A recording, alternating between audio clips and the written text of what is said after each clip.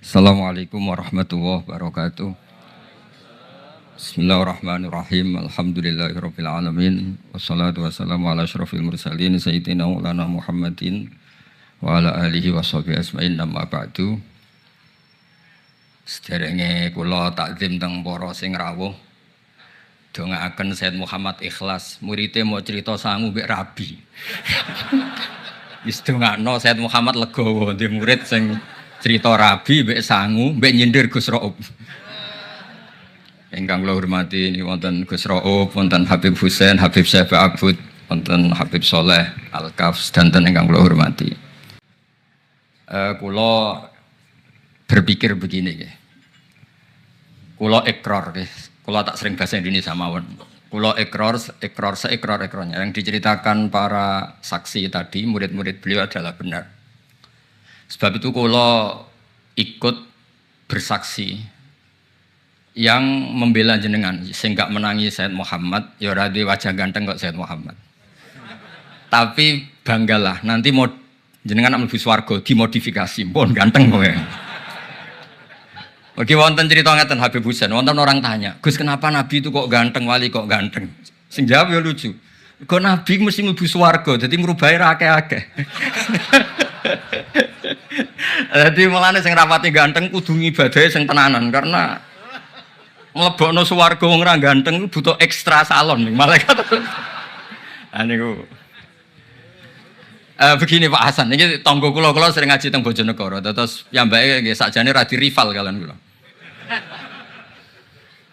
Begini Pak Hasan, tadi kata Mas Lutfi itu pengganti dari nama sinten Hisam nih.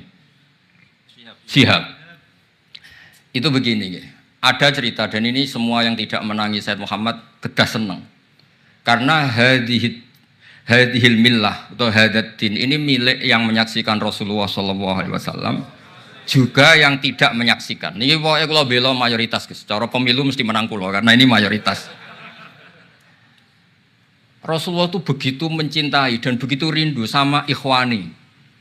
Mereka kata sahabat, saya ini ikhwanu kayak Rasulullah. Enggak, antum ashabi, kamu itu sahabat saya.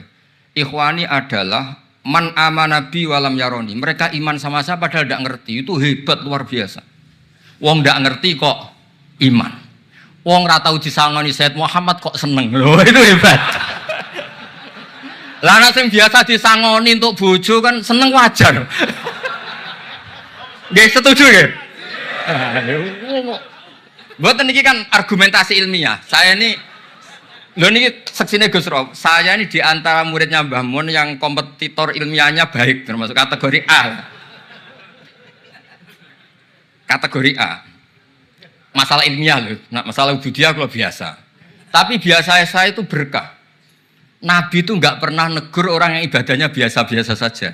Yang ditegur adalah yang ibadahnya berlebihan, yaitu Abdullah bin Amr bin As.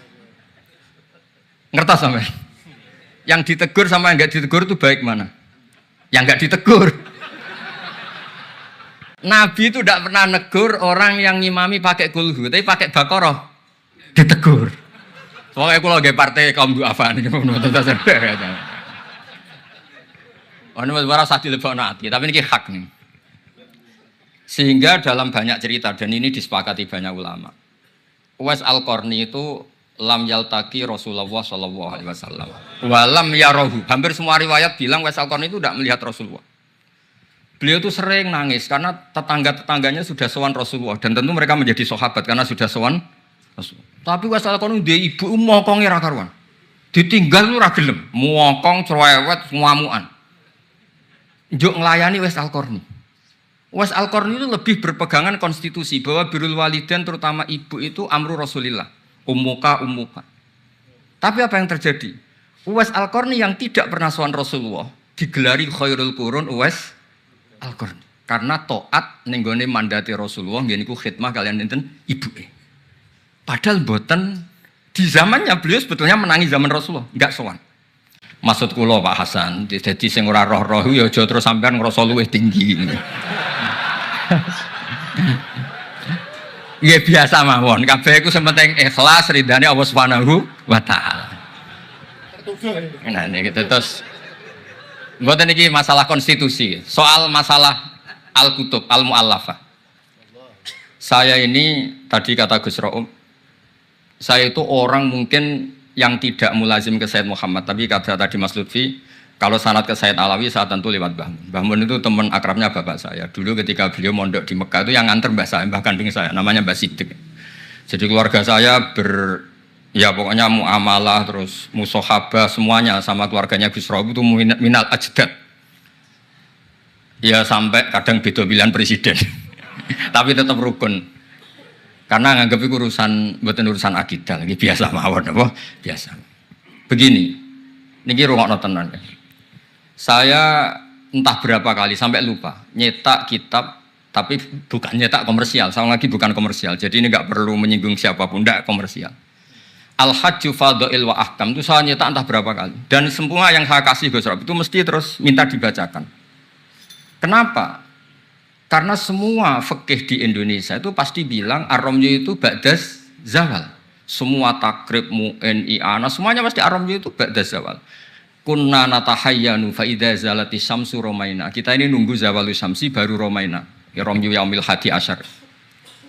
Ketika ada peristiwa mu'assim terowongan Mina, karena jutaan orang ke titik yang sama di jam yang sama. Sama lagi jutaan orang ke titik yang sama di jam yang akhirnya Sayyid Muhammad memberanikan diri fatwa secara terbuka bahwa boleh ramyu qoblas zawal. Mereka mesti komplain, iki kitab apa? Sampai komplain, saya bilang ini yang ngarang putune Kanjeng Nabi.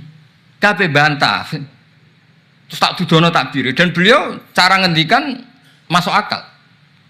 Ya, ini sering haji napa mari sakniki haji yo wonten sing bisnis bareng. Pokoke sing haji lah niki cerita. Sing haji, cek sing bisnis haji tenan pokoke haji. Sebetulnya dalam ramyu itu kan boleh nafar awal, berarti selesai tanggal 12, bisa nafar sani sampai tanggal 13. Terus kata Sayyid Muhammad, jika bisa isqatur ramyi yauma salisa asar bil kulliyah, bisa menggugurkan ramyu tanggal 13 bil kulliyah. Fali ayya juzat takdim min babi aula, apalagi ini sekedar takdimul waktu. Dan beliau bilang di kitab Al-Hajju Fadha'il wa Ahkam, dan tidak yusamma mukhalafatan. Kenapa ada mukhalafah? Itla ilzama fihi bitasrah, karena Rasulullah tidak mengendikan bahwa ini harus begini. Itu hanya fi'lu. Fi'lu bisa ya dulu alal jawaz, bisa alal aulawiyah, enggak ada jaminan kalau itu syarat apa? Sah. Terus akhirnya orang tuh ayam semua, tenang semua. Berdasar fatwa Sayyid Muhammad yang kita sosialisasikan. Saya baca itu berkali-kali. Jadi saya cerita, jadi ini benar-benar cerita naskahnya Sayyid Muhammad. Orang cerita sangu. Terus kedua, tawaful haid. Saya sering ketemu orang-orang yang nekuni medis. Gus, kalau kita pakai obat itu kadang masalah, ada efek samping gini-gini. Padahal kalau kita nunggu suci kayak cerita Sayyidah Aisyah, Rasulullah itu pimpinan. Mereka pasti ikhlas disuruh nunggu Sayyidah Aisyah sampai suci kemudian tawaf ifadah. Tapi ini kan kita orang kebanyakan. Hotelnya kalau lama-lama ya kita tidak kuat bayar, kena komplain. Pesawatnya juga gitu, kalau lama-lama juga kena komplain, tidak bisa pulang kan. Dan itu kata Sayyid Muhammad sederhana ngendikan. Beliau menyarankan tawaful haid itu intikal madhab saja.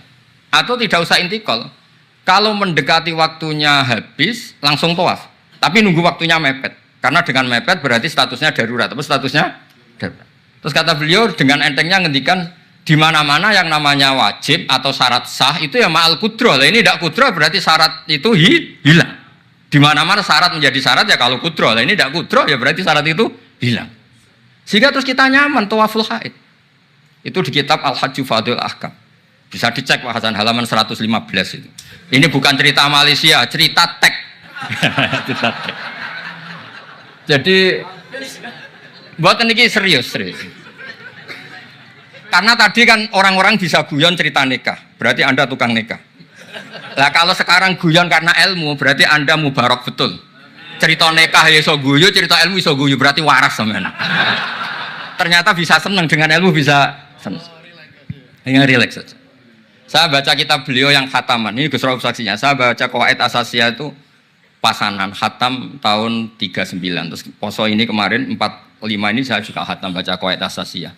Dulu itu karangan Sayyid Alawi namanya Zubdatul Itqan. Di era Sayyid Muhammad disebut Al-Qawaid Al Asasiyah fi Ulumil Quran. Saya ngajar di Sarang ya kitab itu di pondoknya Gus Zufur. Saya berkali-kali baca kitab itu di Kudus di pondok saya kemarin khatam. Terus kitab beliau yang saya senang sekali diantaranya tentu Mafahim Yajibu Antus Soha. Tadi Mas Lutfi cerita betapa repotnya Sayyid Muhammad ngadepi Wahabi. Tapi di Indonesia saya sering cerita ke mereka, bahkan sebagian yang berfaham itu di kota banyak yang menjadi minna. Saya cerita begini, la ilaha illallah itu kalimatun dakhala bihal kafiru al-islama. Fakaifa bihadil kalimah.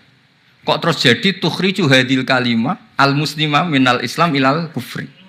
Orang tahlilan, orang nyekel patok, orang-orang NU yang khol itu nyekel patok yang la ilaha illallah, la ilaha illallah. Itu kalimat yang orang kafir puluhan tahun menjadi muslim. Masa dengan kalimat yang sama menjadi kafir? Itu logikanya tidak kena. Berarti kalimat ini punya dua status. Ya mukminah memukminkan, juga mukafirah mengkafirkan. Itu kan lucu gitu. Dan itu mereka terus menerima. Kayaknya bener Gus Pak. Masa kalimat yang 70 orang misalnya kafir dalam waktu 70 tahun itu karena melafatkan satu kalimat itu saja la ilaha illallah Muhammadur Rasulullah langsung menjadi apa?